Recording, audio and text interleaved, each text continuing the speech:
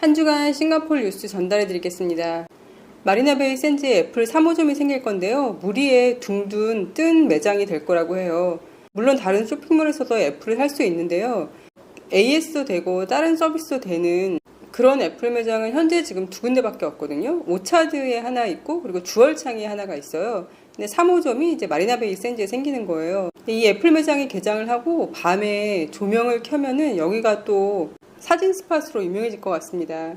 마리나베이 샌즈 앞에서 싱가포르 금융가 쪽을 배경으로 야경 사진을 찍으면 굉장히 멋있게 나오거든요. 그리고 마리나베이 샌즈 앞에 루이비통도 이런 식으로 약간 물 위에 떠 있는 것처럼 매장이 있어요. 그 루이비통 같은 경우에는 밤에 불이 반짝반짝거리거든요. 매장 전체에. 그게 굉장히 예뻐가지고 사람들이 거기에 배경으로 사진을 찍곤 해요. 아마 이 애플 매장도 개장을 하면 사람들이 야간에 거기서 사진을 찍을 것 같습니다. 그럼 애플 입장에서는 그냥 공짜로 홍보하게 되는 것 같아요. 모두 클리어되었다고 선언된 해외 외국인 노동자 기숙사에서 또다시 단체 감염이 발견되었어요. 정말 끝날 듯 끝나지 않는 코로나입니다. 주얼창이 제일 꼭대기에 가면 캐노피 팍이라고 있거든요. 거기에서 9월 30일까지 영수증 한 장당 2명이 캐노피 팍에 무료로 입장할 수 있다고 합니다. 캐노피 팍에는 디스커버리 슬라이드, 뽀기 볼, 페탈 가든, 토피오리 웍이 있거든요. 한 번은 가볼만 해요. 작년에 저희 딸아이 생일을 주얼창에 있는 바운스넷에서 하고 캐노피 팍 가서 미끄럼틀 타고 했거든요. 그 영상을 제가 위에다 걸어 놓을 테니까 클릭하셨다가 나중에 이 영상 끝나고 한번 보세요. 주얼창이가 폭포만 떨어지는 게 아니라 그 위에 올라가면 여러 가지 놀거리들이 있거든요. 메이즈들도 있고 바운스넷도 있고 창의 익스피리언스 스튜디오라는 데도 있어요. 영수증은 몇 불을 사용하던 관계없고요. 단 하루에 500명만 입장이 가능하다고 합니다. 캐노피 팍 입장은 월요일부터 목요일까지는 오전 10시에서 오후 10시까지고 금요일부터 일요일 그리고 공휴일 전날이나 공휴일 같은 경우에는 오전 10시에서 밤 11시까지 오픈한다고 합니다. 싱가포르에서 30년 동안 국제학교에서 일했던 선생님이 마약을 해서 9개월형을 받았어요. 우리나라는 어마무시한 마약을 가지고 있어도 집행유예로 풀려나고 또 그 사람의 아버지가 서울시장 후보로 나온다는 등 그런 얘기가 있다는데 일반인이 그런 마약을 가지고 있었으면 어떤 형벌이 나왔을지 궁금해집니다. 지난주에도 레스토랑이 10일 영업 정지를 당했다고 말씀드렸는데요. 이번 주에도 또 영업 정지를 당했어요. 레스토랑 3군데에서 5명 이상의 예약을 받아줬고 여러 명이 와서 테이블에 나눠 앉긴 했는데 테이블을 왔다 갔다 하면서 음식을 먹었나 봐요. 그리고 테이블 간격 1m를 지키지 않았고 10시 30분 이후에 알코올을 팔았다는 이유로 10일간 영업 정지를 당했습니다. 그 외에 5군데 음식점도 벌금형을 받은 데가 있어요. 한 테이블 이상은 예약할 수 없다는 걸 알아두시면 되겠습니다.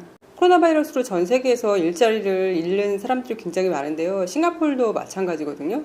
그래서 싱가포르인들 사이에서는 외국인들이 우리의 일자리를 가져간다라는 그런 불만이 고조되어 있나 봐요. 원래 그런 불만들이 조금 있었는데 지금처럼 일자리를 잃는 시점에 외국인들은 고용되어 있고 만약에 싱가포르인들이 해고가 되면 이제 더 화가 나게 되는 거죠. 그래서 월요일 날 싱가포르 대통령이 이런 발표를 했습니다. 싱가포르 국민들은 자국 영토의 주인으로서 시민의 권리와 특권에 대해 확신을 가져야 한다. 정부가 하는 모든 일에서 그들의 이익이 항상 가장 중요하다라고 얘기를 했어요. 그리고 외국인들과의 일자리 경쟁에 대한 불안감이 커지고 있다는 걸 인정하면서 정부가 이러한 우려를 해소할 것이다 라고 얘기를 했거든요. 그리고 싱가포르 인력부 장관은 EP와 SP의 임금 기준을 인상을 하겠다고 얘기를 했어요. 기업들이 외국인 전문직 종사자들과 중간 숙련된 근로자들에게 더 높은 급여를 주어야지만 싱가포르에서 이제 일하게 할 수 있다는 거예요. 이렇게 발표한 것에 대해서 싱가포르 경제협회 회장은 경기 침체 속에서 추가 비용을 기업들이 흡수하거나 아니면 그 비용을 소비자에게 떠넘기기 어려워지면서 더 많은 고용주들이 외국인들한테 임금을 인상을 하기보다는 현지인들을 채용하려고 할 것이다 라고 얘기를 했습니다. 하지만 메이뱅크 수석 이코노미스트는 장기적으로는 이 같은 조치가 사업비를 높이고 잠재 성장률을 떨어뜨려 회복에 지장을 줄 수도 있다라고 얘기를 했습니다. 이렇게 발표하고 나서 바로 며칠 후에 임금 인상이 결정되었어요. EP 같은 경우에는 미니멈 월급이 4,500불이어야 되고 금융권에 종사하는 사람들은 5,000불 이상이래야 되고요. SP는 2,500불로 올랐습니다. 예를 들어서 그전에는 EP가 3,900불이었거든요. 그러면 3,900불을 받고 있던 사람들이 EP 비자를 가지고 있었는데 그런 사람을 고용한 회사 같은 경우에는 그 사람의 월급을 4,500불까지 올려줘야지 그 사람이 비자를 가지고 계속 싱가포르에서 일을 할 수 있게 되는 거예요. 그러다 보면 아무래도 그 사람을 고용한 회사 입장에서는 굉장히 부담이 되겠죠. 이렇게 임금 인상이 발표되고 나서 전문가들이 구직자들이 생각을 좀 바꿔야 한다고 얘기를 했어요. 싱가포르 구직자들이 외국인들을 고용해야 하는 특정 산업은 싱가포리언들이 피한다는 사고방식을 바꿔야 할 것이라고 얘기를 했습니다. 건설 분야 같은 경우에도 SP 패스를 가지고 있는 외국인들이 많이 일하는데 그런 데를 이제 싱가포리언들이 피한다는 거죠.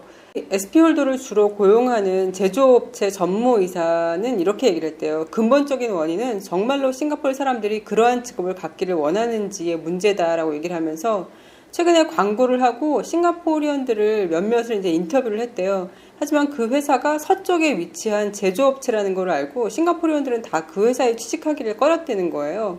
음식 서비스 같은 경우에도 많은 싱가포리언들이 관심을 가지지 않고 장시간 근무하며 힘든 일이라는 인상을 갖고 있고 대학을 졸업하면 서비스 직종에서 일을 할 수 없다라고 싱가포리언들은 생각한다.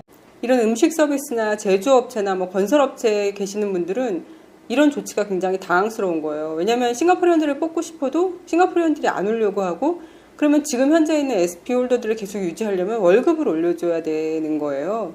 게다가 EP 종사자들이 많이 근무하고 있는 프로그래머, 사이버 보안, 디지털 기술 분야 같은 경우에는 싱가포리언들이 다 이 외국인들을 대체할 수 있는 인력이 부족하다고 합니다. 그래서인지 신문 기고란에 한 싱가포리언이 기고를 했는데요. 중학교서부터 컴퓨터 사이언스를 꼭 필수 과목으로 가르치자라고 기고를 했어요. 왜냐하면 정부에서 IT 분야에 싱가포리언 인력이 부족하다고 외국인들을 받는다는데 그러면 중학교 때부터 가르치자 이거예요. 그래서 그런 아이들이 나중에 나와서 그 분야에서 외국인 대신 일을 할 수 있게 하자라고 한 싱가포리언이 신문에 기고를 했습니다. 그리고 인도인들이 또 너무 많다는 불만이 있었는지 싱가포르하고 인도하고 포괄적 경제 협력 협정이라는 거를 체결을 했었대요. 이것으로 인해서 인도인들이 싱가포르에 너무 쉽게 와서 일자리를 구한다고 생각을 했나 봐요. 그래서 정부에서는 이것 때문에 인도 국민이 싱가포르 영주권자와 시민권자가 될 수 있는 조항은 없다라고 밝혔고, 그리고 싱가포르 당국이 국내에서 일하고 싶어하는 인도의 전문가, 관리자, 임원들에게 고용허가증을 자동으로 부여하도록 하는 기능도 여기에는 없다라고 밝혔습니다. 싱가포르인들의 일자리를 외국인들로부터 보호하기 위해서 싱가포르 고용부에서 정책을 하나 또 발표를 했는데요. 10월 1일부터 EP 홀더나 SP 홀더를 고용하기 전에 먼저 mycareerfuture.sg 포털에다가 이러이러한 일자리가 있다라는 광고를 최소한 28일 동안 올리도록 했습니다. 그러니까 외국인들을 고용하기 전에 싱가포리언들이 그런 거를 보고서 이제 어플라이를 할 수 있게끔 한 거예요. 과거에는 이게 EP급 일자리에만 해당됐었고, 그리고 최소한 14일 동안 이런 광고를 올리라고 했는데, 지금 이게 EP, SP 다 포함되고, 그리고 이제 28일 동안 광고를 하라고 된 거예요. 싱가포르와 인도네시아 사이에 에센셜 트래블에 대한 그린레인에 대한 협의가 시작되었다라는 기사가 있었고요. 싱가포르는 현재 말레이시아, 중국하고 그린레인을 배치하고 있으며 일본을 포함한 다른 나라들과 논의 중에 있었는데요.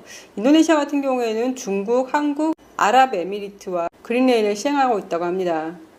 싱가포르는 또 태국과도 그린레인에 대해서 협의를 시작했는데요. 반면 한국에서 싱가포르로 입국하는 사람들 같은 경우에는 입국 요건이 더 강화가 되었습니다. 예전에는 싱가포르 내에 거주지가 있다면 그냥 집에서 14일간 격리를 하면 됐었거든요. 싱가포르 입국하고 나서. 그런데 오늘부터는 싱가포르에 거주하는 사람이라고 하더라도 한국에서 들어왔으면 무조건 시설에서 14일 동안 격리를 해야 됩니다. 싱가포르는 6월 말에 서킷 브레이커에서 벗어나면서 1단계 완화 정책을 했었는데요. 1단계 완화 정책 당시 여러 명이 모여 파티를 해서 벌금 받은 사람들이 나오고 있습니다. 20세 이상 3명은 3,500불 선고를 받았고 21세 이상 4명은 4,000불을 선고받았어요. 그리고 또 다른 10명의 성인 남녀들도 각 4,000불에서 8,000불까지 선고를 받았습니다. 싱가포르 헬스케어 분야는 지금부터 내년 말까지 약 7,500명의 일자리와 1,600명의 연수생들을 창출할 예정이라고 합니다. 음력 7월은 싱가포르 및 몇몇 중국계 나라에서 헝그리 고스트먼스라고 불리고 있어요. 배고픈 영혼들이 지상으로 나와서 다닌다고 해서 향을 피우고 촛불을 피우고 음식 같은 거를 갖다 놓기도 하거든요. 그런 배고픈 영혼들이 와서 먹으라고요. 그리고 종이돈 같은 것도 태우기도 해요. 그러니까 돌아가신 조상님들한테 그런 돈을 태움으로써 돈을 보내주는 거예요. 그런 종이돈 같은 거는 이렇게 드럼통처럼 생긴 통에다가 넣고 태워요. 길거리에서 이렇게 초나 어떤 음식 같은 게 놓여져 있는 걸 보시면 그걸 밟거나 차면 안 됩니다. 그래서 요즘 페어프라이스 등에 가면은 이렇게 종이돈이나 이런 거를 보실 수 있으실 거예요.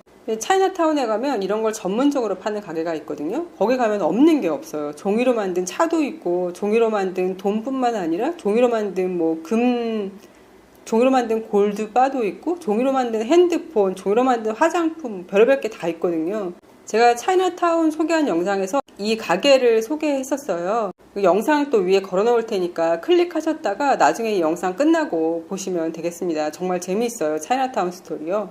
어제 밤에도 콘도 걷기를 하는데 저희 콘도에서도 촛불이랑 향초를 피우고 종이 돈 태우고 이러시는 분들이 계시더라고요. 그런데 한 벤츠 차량 주인이 초가 켜져 있는지 몰랐나 봐요. 너무 차를 그 켜져 있는 초에 가까이 돼서 차 한쪽이 다 탔더라고요. 벤츠 차량 주인분 굉장히 속이 쓰리실 것 같습니다. 싱가포르 경제소비자위원회가 한국조선해양과 대우조선해양의 합병안을 정리했다라는 기사가 있었어요. 우리나라에서 조선사 2개가 합병한다는 얘기는 예전에 있었잖아요. 근데 이것 때문에 싱가포르 경쟁소비자위원회가 뭔가를 또 결정을 해야 되는 거였나 봐요. 또 공정위는 평가 결과 이번 거래가 발효되더라도 싱가포르 내 경쟁이 크게 위축되지 않을 것으로 판단했다라고 보도자료를 냈다고 합니다. 가디언에서 모든 헤어 관련 제품을 30% 할인하는데요. 8월 30일까지 판매한대요. 내일까지만 판매하거든요. 필요하신 분들은 참고하시고요. 미국에서 수입한 복숭아에서 살모넬라균이 발견될 가능성이 있어서 모두 리콜을 한다고 합니다. 혹시라도 마트에서 미국에서 수입한 복숭아 보시면 구입하지 않는 게 나을 것 같네요. 싱가포르 뉴스에 나온 한국 소식과 세계 소식은 이번 주말 중에 전달해 드리도록 하겠습니다. 그럼 오늘도 건강하세요.